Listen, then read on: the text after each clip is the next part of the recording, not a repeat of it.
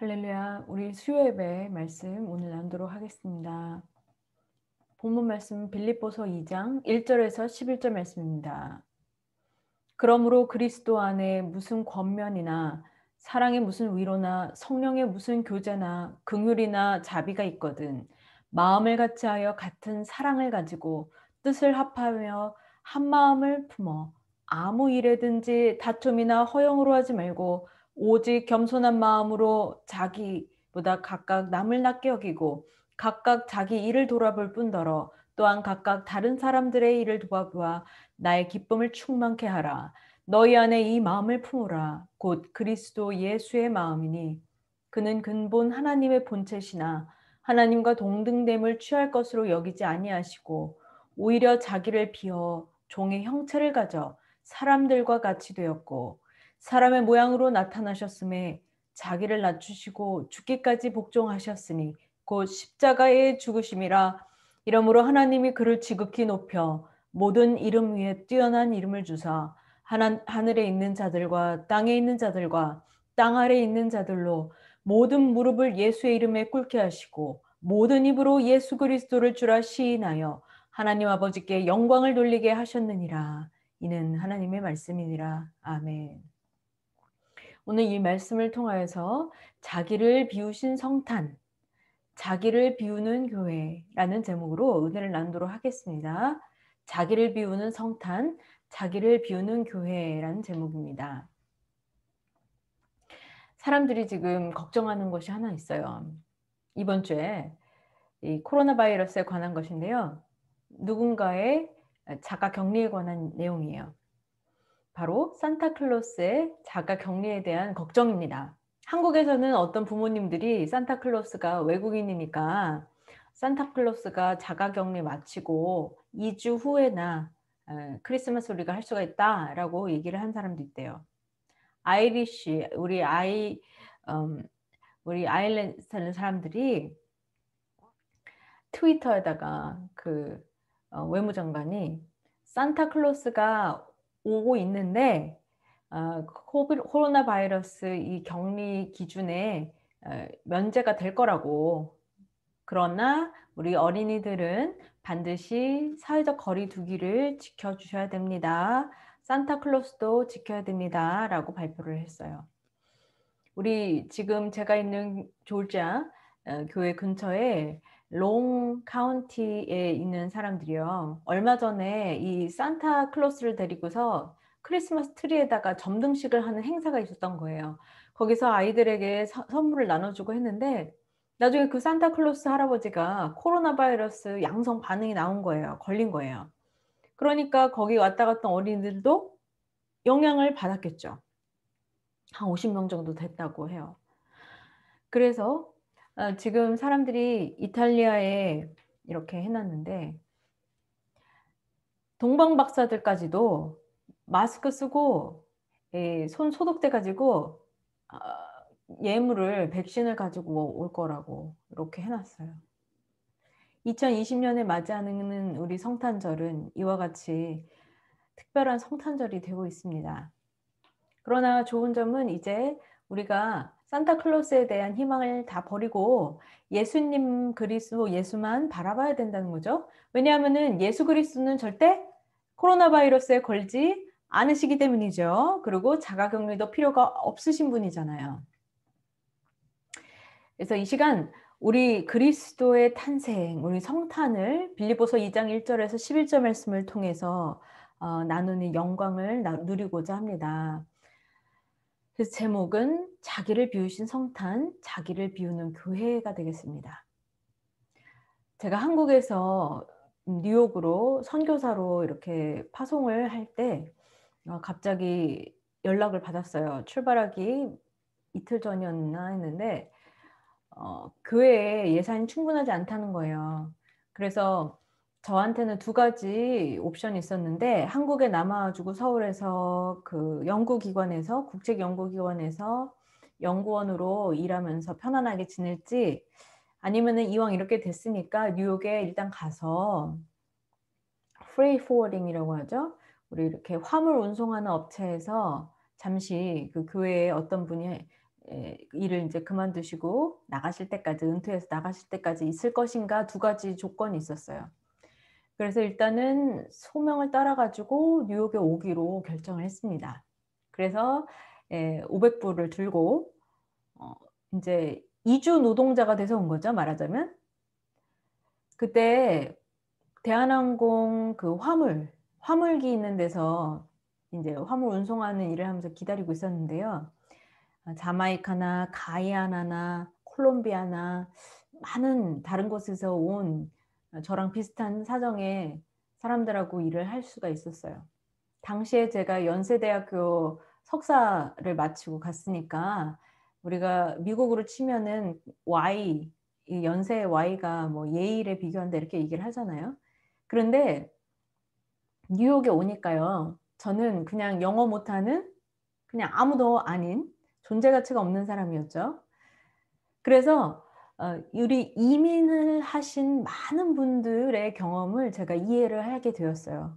딴 때는 한국에서는 또 각 나라에서는 변호사도 하셨고, 또 어디 회사 사장님도 하셨고, 잘 나가는 분들이 갑자기 이민을 오는 순간 웨이트리스도 해야 되고, 또 뭐 청소부도 해야 되고, 또 뭐 고치는 사람이 되고, 또 세탁소 하고 슈퍼마켓 하고 이런 분들로 인제 바뀌게 되죠.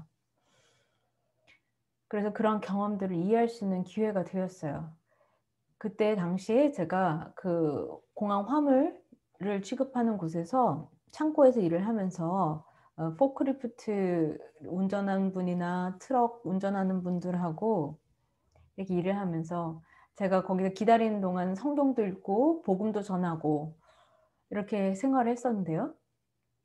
당시에 제가 선교사로 왔다는 것은 아무도 모르고 있었어요.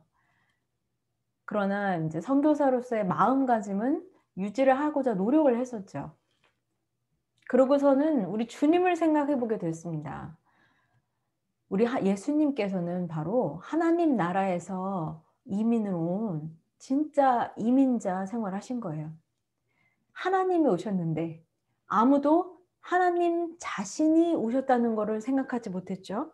그래서 빌립보서 2장 6 절에서 8절 말씀을 보시면, 하늘에서 땅으로 내려오신 예수님의 이 이민 생활, 이민 절차를 잘 그려 주고 있어요, 말하자면. 그 과정에서 예수님은 정말로 자기를 낮추고 완전히 자기를 비우는 경험을 했었어야만 했다는 거예요. 그러나 이런 고통스러운 자기를 비우는 하나님의 사랑으로 말미암아 우리는 구원을 받았습니다. 문제는 뭡니까? 지금 우리 각 교회 생활들에서도 이 보이는 것들, 돈이나 성별이나 또 교단이나 또 인종이나 문화, 언어, 이러한 보이는 것들로 인해서, 또 보이지 않는 것들로 인해서 욕심과 자만심과 교만과 미움과 분노, 이러한 것들로 말미암아서 교회가 나누어지고 이렇게 분열하는 것들을 볼 수 있다면 너무나 슬픈 일이죠. 오늘 빌립보서 2장 1 절에서 11절 말씀을 가지고서 우리가 자기를 비우는 교회가 되기를 소원합니다. 그래서 우리가 예수님께서는 자기를 어떻게 비우셨는가를 살펴보도록 하겠습니다. 우리 사랑하시는 박아브라함 원로 목사님께서는 이렇게 말씀하셨어요. 예수님이 이 땅에 오시는 자체가 십자가입니다라고 설명을 했었습니다. 그러므로 성탄은, 크리스마스는 십자가에 관한 거예요. 메시아로서 오셔서 할 일에 대해서 구약 성경에 예언된 바들이 있죠. 예수님께서 이 땅에 메시아로 오시기 위해서는 이 모든 것들을 충족하셔야만 됐던 거예요. 첫째, 예수님은 멸시를 받아야 하고 사람들에게 실어 버림받아야 되고 많은 간고를 겪고 질고를 겪어야 하고 질병을 앓아야 하고 사람들에게 귀히 여김을 당하지 못하고, 그리고 찔림을 당하고 상함을 당하고 징계를 당하고 채찍에 맞으셔야 된다.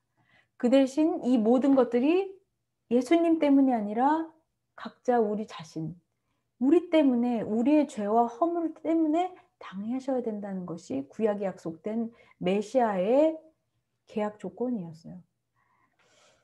이사야서 53장 3절에서 5절을 읽어보겠습니다.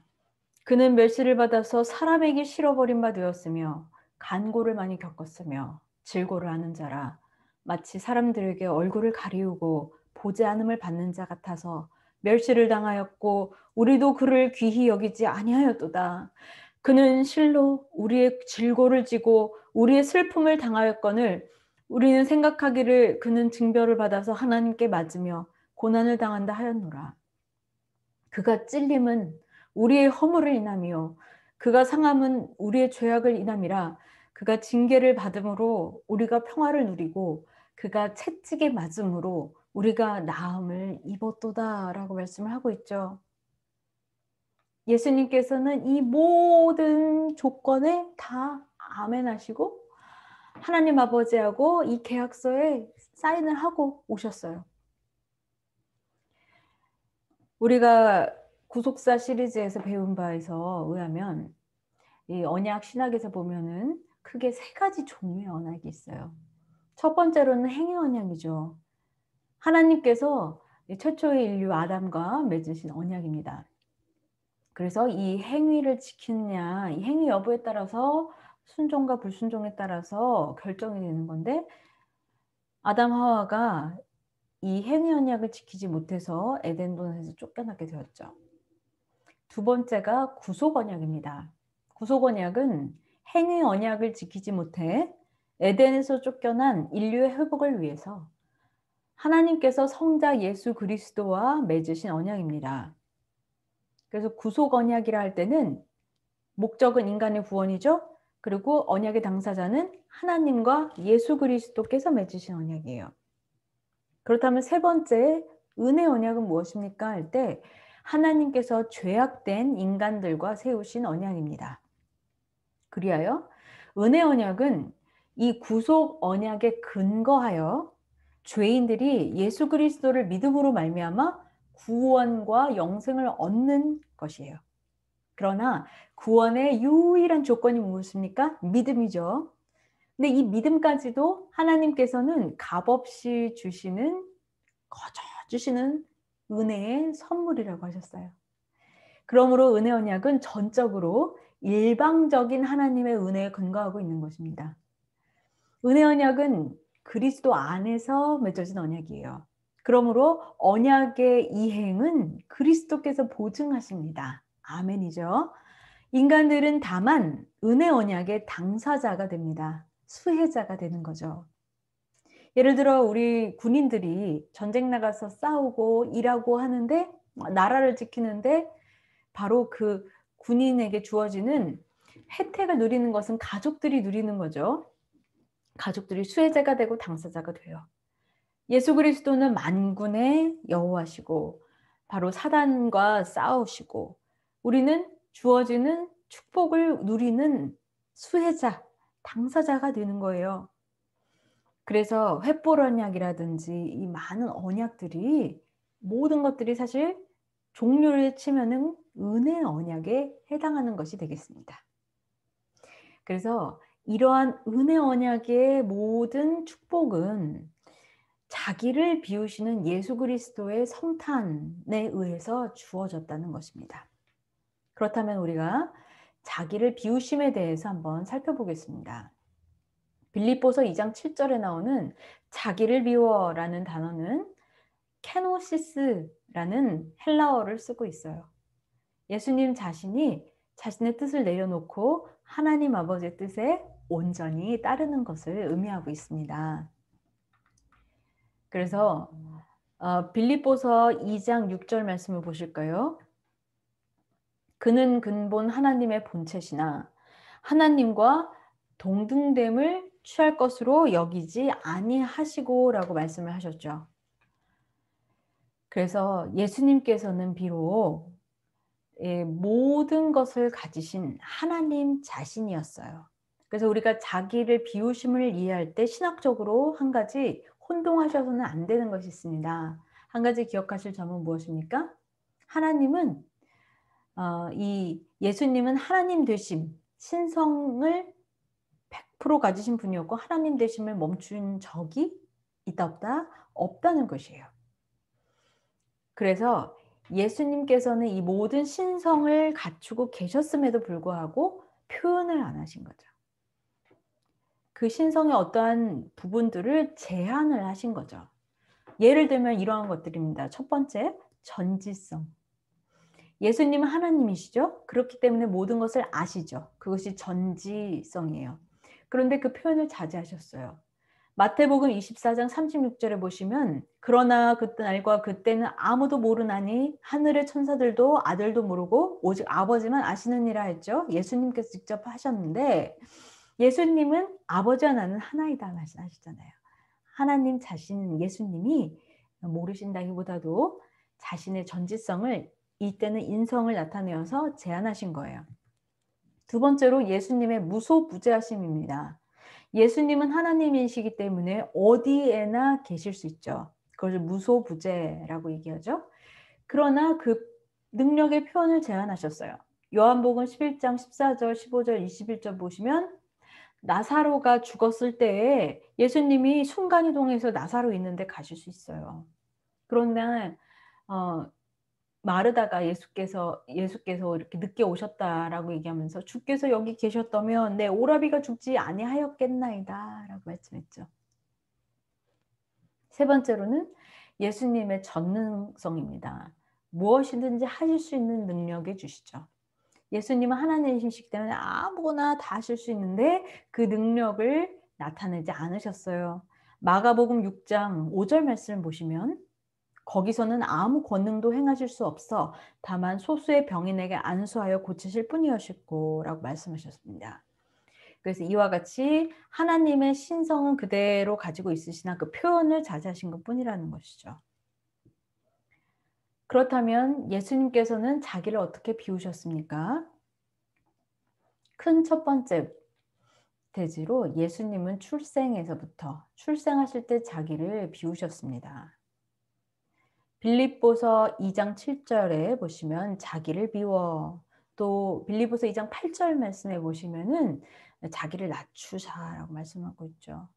그런데 이 자기를 비우시고 자기를 낮추사, 헬라어로 보면 자기라는 표현이 강조되어서 쓰이고 있어요. 바로 예수님은 의지적으로 또 은혜를 더하셔서 자기 자신에게 이렇게 하신 거예요. 누가 강제를 해서가 아니죠. 그러므로 J.B. 필립스 성경에서는 이렇게 번역을 하고 있어요. 이 속성에서 아주 이 죽을 수밖에 없는 인간으로 태어나심으로, 그래서 종의 형체를 가지기에 동의를 하심으로 가지고 있는 모든 특권을 다 포기하셨다는 거예요. 그 특권을 다 벗겨내셨다는 거예요.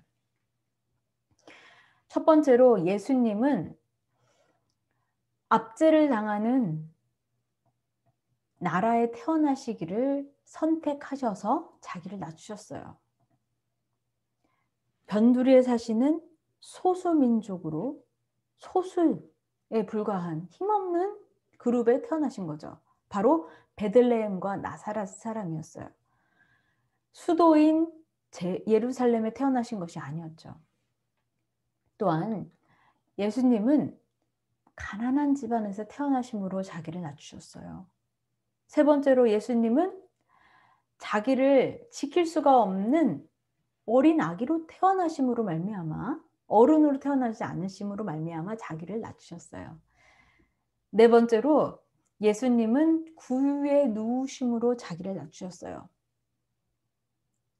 또한 예수님은 사람들의 흠모할 것이 없는, 말하자면 잘생기지 못하게 태어나심으로 자기를 또한 낮추셨어요. 이사야 53장 2절의 말씀이 말씀하고 있죠. 이와 같이 예수님은 탄생하실 때 출생에서부터 자기를 이와 같이 비우셨습니다. 큰 두 번째로 예수님은 그 사생애와 공생애 생활 가운데 또한 사역하시는 가운데 자기를 비우셨어요.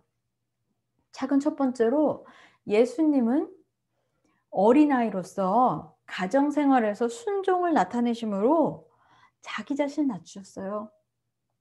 아유, 예수야, 그거 다 먹어야지. 야채 다 먹어. 야채 다 먹어야 돼. 남기지 마. 어, 예수야, 미안한데 엄마 아빠가 돈이 없어가지고 너를 학교 보낼 수가 없어.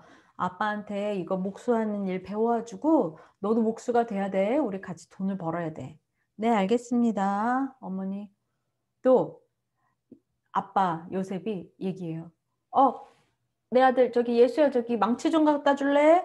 또 이 문 좀, 이 대문 좀 옆집에 갖다 주고 와라. 네, 네 하고 순종해요. 그리고 손님이 이렇게 얘기해요. 아유, 너네 아빠 요셉한테 얘기해. 내 돈 못 준다고. 여기 지금 이 흠집이 나 있잖아. 우리가 주문한 거에다가 우리 돈 못 줘. 받을 수가 없어. 우리 리턴할 거야. 다 가져가. 그럴 때 죄송합니다.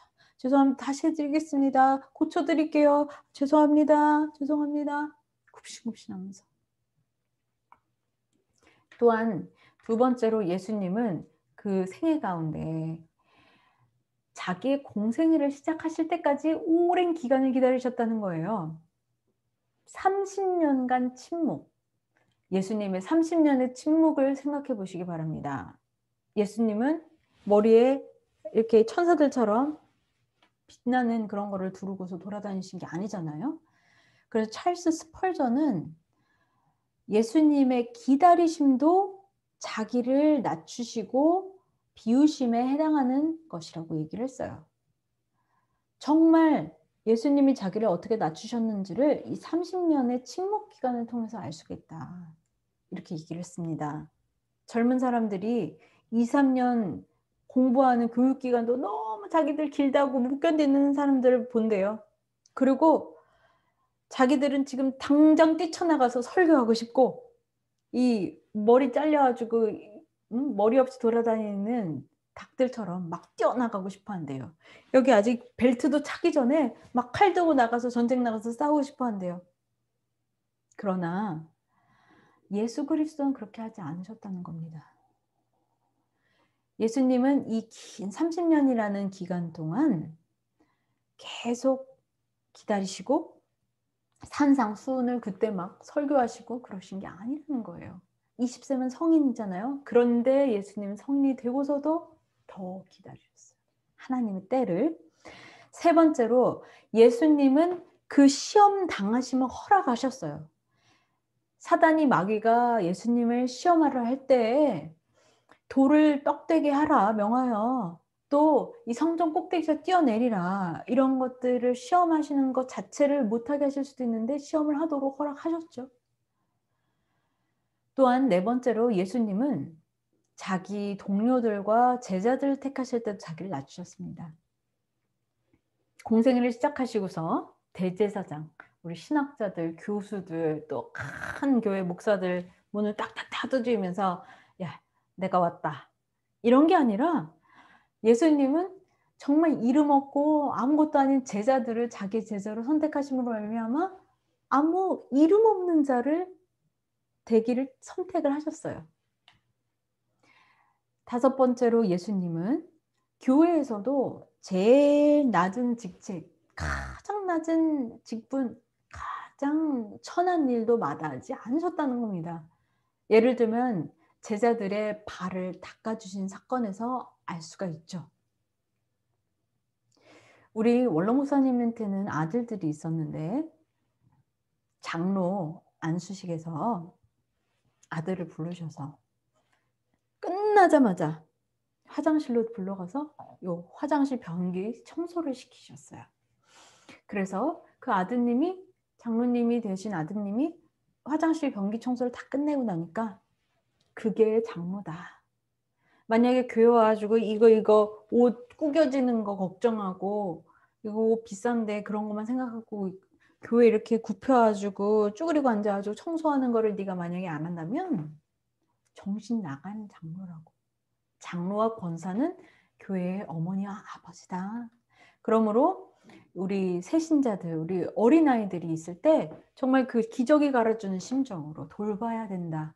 그래서 교역자들과 또 교직원들 이런 분들은 제일 높은 지위에 있는 분들이 아니라 가장 낮은 지위에 맡은 그러한 분들이다라고 설명을 해 주셨어요. 그래서 이렇게 얘기하심으로 말미암아 예수님은 자기 그 사역 가운데서도 자기를 낮추신 것을 가르치신 거죠. 이와 같이 예수님은 자기의 사생애와 공생의 사역 가운데 자기를 비우셨습니다. 큰 세 번째로 예수님은 죽을 때도 죽기까지 순종하심으로 끝까지 순종하심으로 자기를 비우셨습니다. 예수님께서 마지막 일주일 종려주일에 입성하실 때 말을 타신 게 아니라 군말을 타신 게 아니라 작은 나귀 새끼를 타셨죠. 즉 군사력으로 이 압제당하고 식민지 치하에 있는 나라를 구원하시는 것이 아니었어요.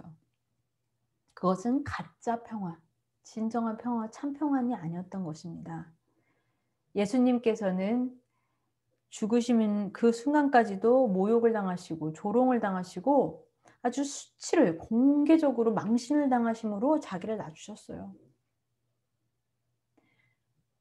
십자가에 계신 하나님, 십자가 위에 계신 하나님, 바로 그분이 아버지 저들을 용서해 주시옵소서, 용서해 주시옵소서, 용서해 주시옵소서, 용서해 주시옵소서. 쉼없이 헬라어로 보실 때 누가복음 23장 34절 진행형으로 쓰이고 있죠. 엘레겐, 바로 미완료형이에요. 계속하여서 우리를 예수님이 구원하실 때요, 죄를 사하여 주실 때 마치 우리가 쓰레기 봉지에다 다 때려놓고 똥돌 묶어가지고 그냥 한 쓰레기 봉지 들듯이 우리 인류를 한 군데 다 집어넣고 하나님 아버지 이 사람들 용서해 주신, 그렇게 하신 게 아니에요. 하나하나 이 한 사람 한 사람 한 영혼 한 영혼을 위해서 간절하게 무릎 꿇고 또 간절하게 우리를 위해서 간구해 주시고 빌어 주시고 이 하나하나의 죄에 대해서 일일이 다 속죄를 위해서 기도하셨다는 것입니다. 그래서 낮추시고 낮추시고 낮추시고 밟히시고 밟히시고 짓밟히시고 그리고 자기가 자발적으로 죽으셨어요. 사랑에 의해서. 그러므로 이 성탄절은 기쁘다 구주오셨나죠. 우리 인간에게는 큰 기쁨입니다. 그러나 하나님께는 큰 기쁨의 날이 아니었습니다. 왜냐하면은 사람들이 예수님을 메시아, 그들의 구주로 알아보지 못했기 때문입니다. 디트리 본 회퍼는 이렇게 이야기했죠. 세상에 힘 있는 자들과 위대한 자들이 용기를 잃고 그들의 영혼 깊은 곳에서 진심으로 두려워하는 곳이 두 곳 있습니다. 그곳은 말구유와 예수 그리스도의 십자가입니다. 말구유와 십자가, 이 두 곳을 모두가 다 두려워한대요. 말구유와 십자가, 구유와 십자가, 바로 시작과 나중, 처음과 나중, 시작과 끝이 구유와 십자가였다는 거예요. 그것이 바로 메시아의 삶의 시작과 끝이었습니다.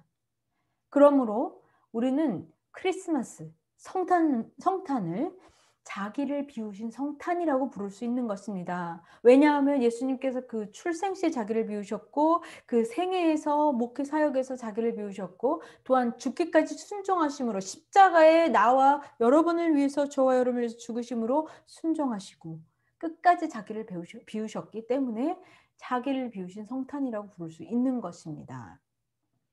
그리고 이제 예수님은 구주로 지극히 높이심을 받으셨습니다. 여기서 지극히 높이사라는 단어는 빌립보서 2장 9절을 보시면은 헬라어로 휘페루센, 휘페루소가 원형이죠. 그렇게 쓰이고 있어요. 그런데 이 단어는 성경 전체에서 단 한 번만 쓰인 특별한 단어입니다. 왜냐하면은 원래 루소 그러면은 높이다라는 뜻이에요. 근데 휘페르를 붙여서 그 위에 이렇게 해서 아주 그냥 높인 게 아니라 지극히 높였다는 거예요. 한 단어로 표현이 안 돼서 지극히 높이사라는 단어로 번역할 수밖에 없었던 단어입니다. 그래서 이와 같이 높임을 당한 경우는 전무후무하다는 것을 알 수가 있겠죠. 마치 엄청나게 낮아지신 것처럼 또 엄청나게 높아지신 이 승천의 사건을, 높아지심의 사건, 제위의 사건을 바로 말씀하고 있는 단어예요. 그러므로 보시면요.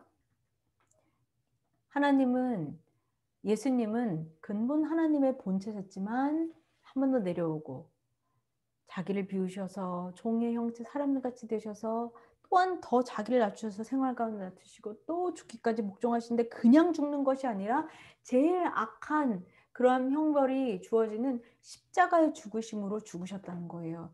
그러므로 하나님이 지극히 한 번에 쫙 높아지시는 이 내려가고 올라가는 것을 정말 우리가 눈으로 볼 수가 있죠.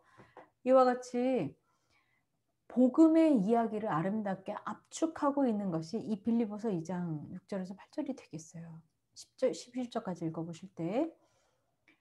그래서 하나님께서는 자기의 지혜를 다 버리시고 종이 되셔서 모욕과 수치를 다 당하시는 가운데 하나님의 능력과 은혜로 바로 이 수치스러운 십자가의 죽음이 부활로 말미암아 완전히 뒤집히고 말았어요.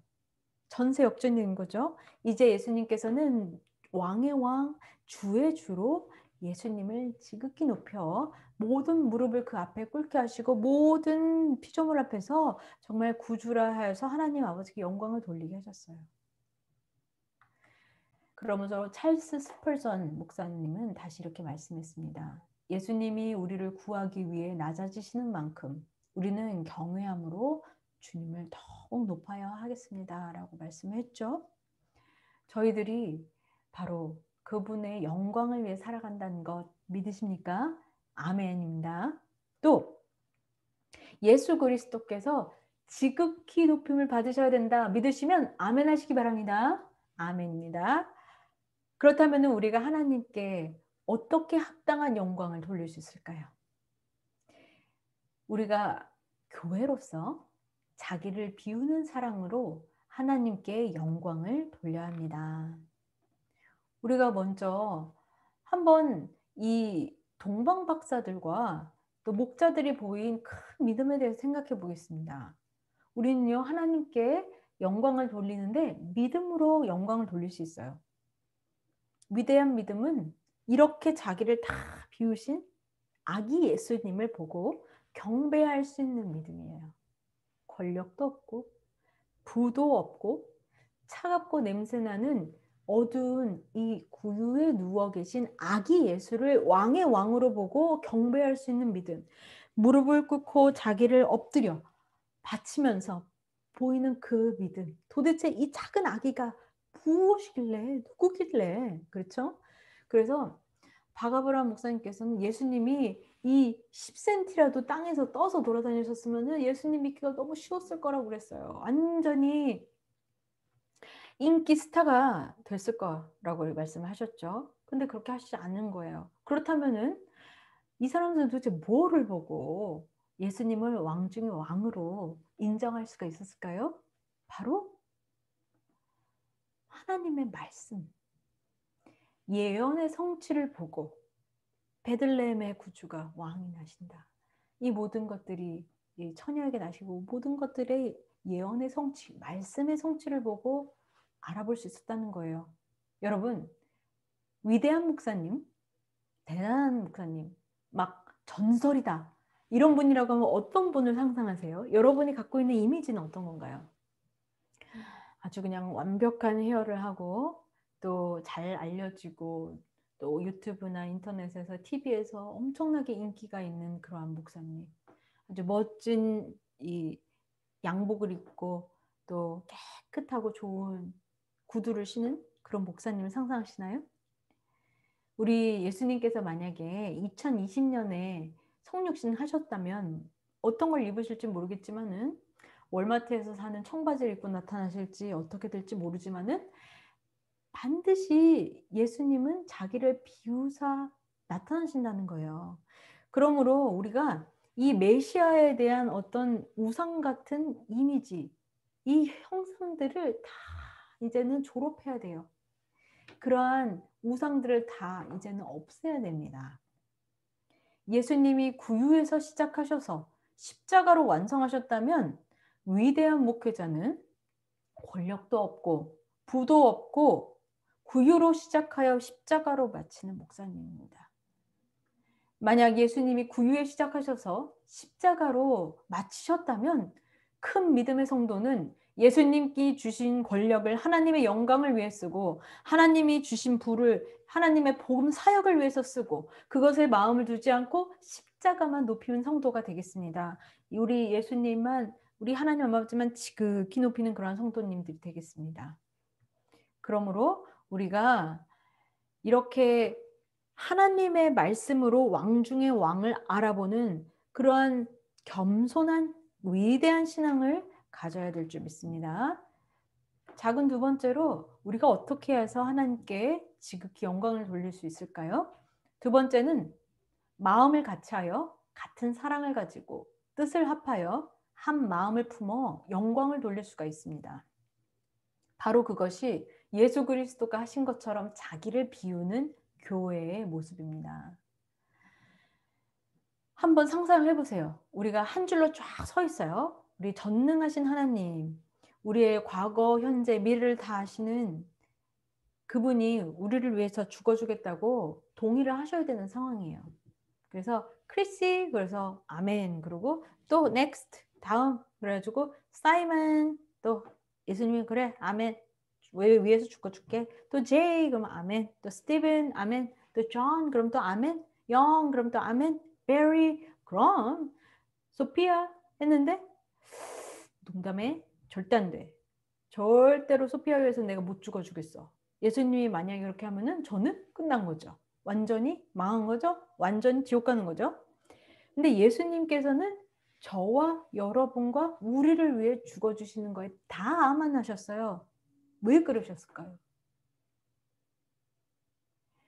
그리하여 우리가 교회를 만들 수 있도록 교회를 세울 수 있도록 그렇게 해주신 겁니다. 만약에 그렇다면 우리가 하나님께서 예수님께서 우리에게 해주신 것처럼 서로 서로를 섬기는데 아멘 해야 될 줄 믿습니다. 우리가 서로 서로에게 네 아멘하여 영광 돌릴 수 있을까요? 우리 교회에서는요 모든 사람한테 노 하는 게 아니라 아멘 할 수 있어야 돼요. 우리 지교회 인도네시아 자카르타에 있는 교회에서는요 많은 사람들이 우리 주일학교 다니는데 예를 들어서 주일학교에 100명이 있다. 그러면 50명은 애 봐주는 사람이고 50명인 애들이에요. 만약에 내가 애들 5을 낳았다 그러면은 또 그 수발 들어주는 베이비시터가 5명이 붙어요. 어느 날 우리 굉장히 부유하신 장로님 가정에 결혼 예식이 있었는데 끝나고 나서 원로 목사님하고 이렇게 따로 모시고 식사를 하는데 장로님 우리 교회 장로님 맞으시죠? 라고 물어보셨대요. 그래서 네 그렇습니다. 그랬더니 그러면은 여기 있는 주변에 지금 섬기고 있는 여종들 다 하인들 다 우리 식탁에 같이 앉아서 먹게 하시라고. 이분들은 똑같은 사람, 똑같은 교회 성도들입니다. 장로님께서 섬기시는 교회 똑같은 성도들입니다. 라고 가르쳐 주셨어요.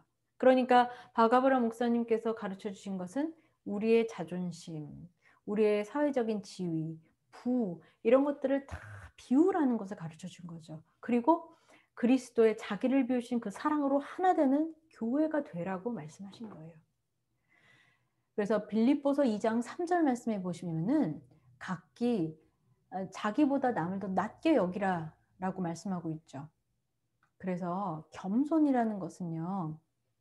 나 자신을 못나게 보는 게 아니라 나 자신을 다른 사람보다 덜 생각하는 거예요. 그래서 우리가 자기의 자존심, 또 교만, 거만함, 지위 이 모든 것들을 다 비우고 하나의 사랑으로 한 마음을 품는 교회가 되길 소원합니다. 겸손이란 비움이란 배경이 되어주는 겁니다. 주인공이 되는 것이 아니라 밤하늘에 별이 왜 빛이 날까요?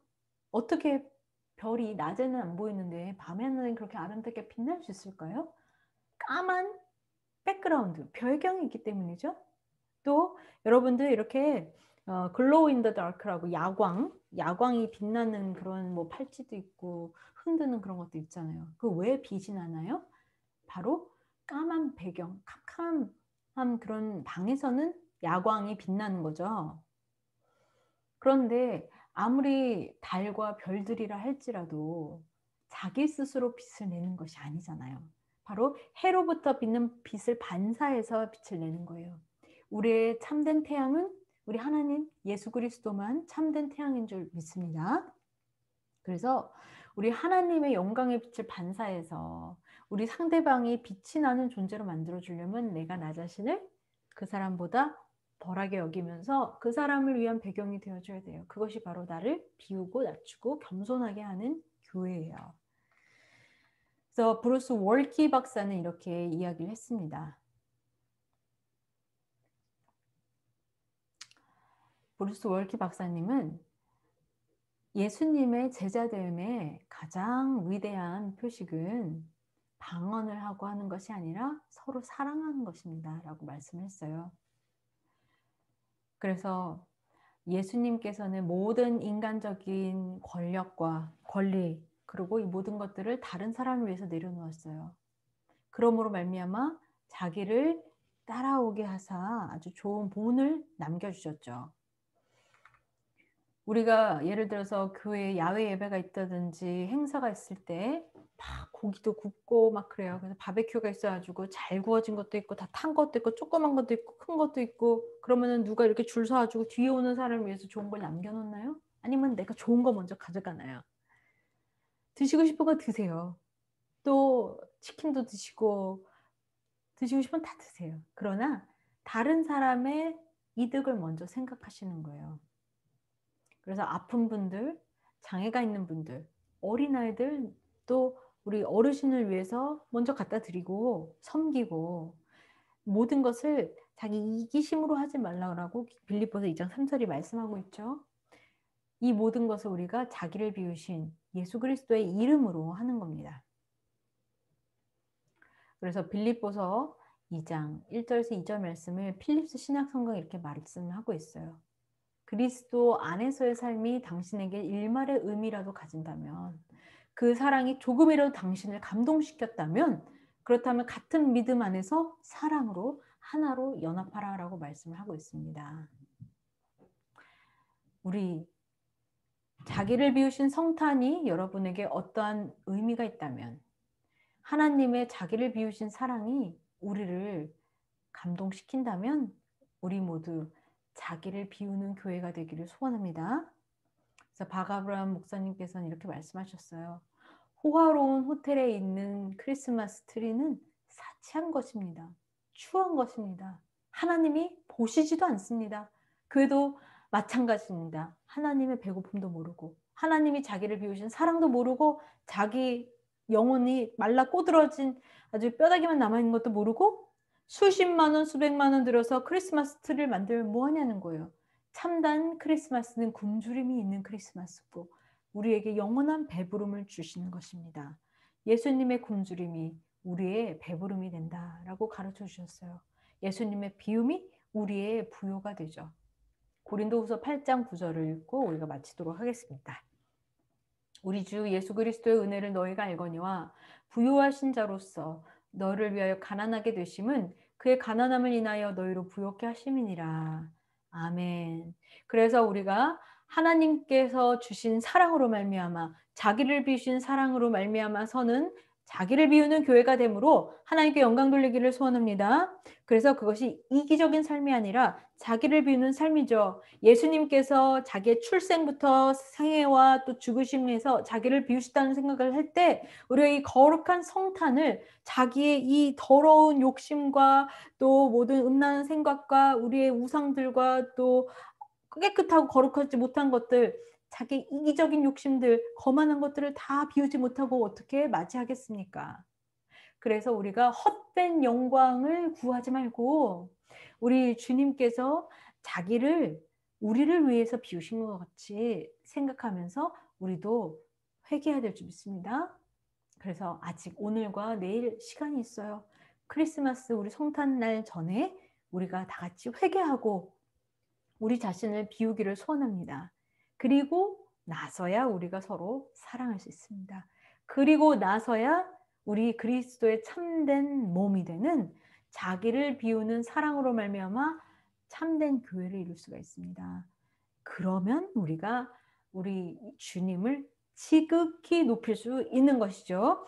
그래서 우리가 사랑에 자기를 비우는 교회가 될 때에 하나님께서 축복해 주시고 자손만대 예수 그리스도 이름 지극히 높여 주신 예수 그리스도 이름으로 여러분 가정을 자손만대 축복해 주실 줄 믿으시기 바랍니다. 기도하겠습니다. 사랑하는 하나님 아버지 감사합니다. 오늘 이 시간 저희들에게 은혜를 허락하여 주시는 가운데 우리 자기를 비우는 사랑을 가르쳐 주시면 감사합니다. 우리 모든 것을 비우신 주님의 자기를 비우시는 겸손한 사랑을 생각할 때, 희생을 생각할 때 우리가 자기를 비우는 교회가 되게 도와주시옵소서. 그래서 우리가 한 믿음, 한 뜻으로 한 마음을 품어 하나님께 지극히 큰 영광을 돌리는 교회가 되게 도와주시옵소서. 감사드리오며 예수님의 이름으로 기도드립니다. 아멘. 하나님께 영광의 박수 돌리겠습니다. 감사합니다.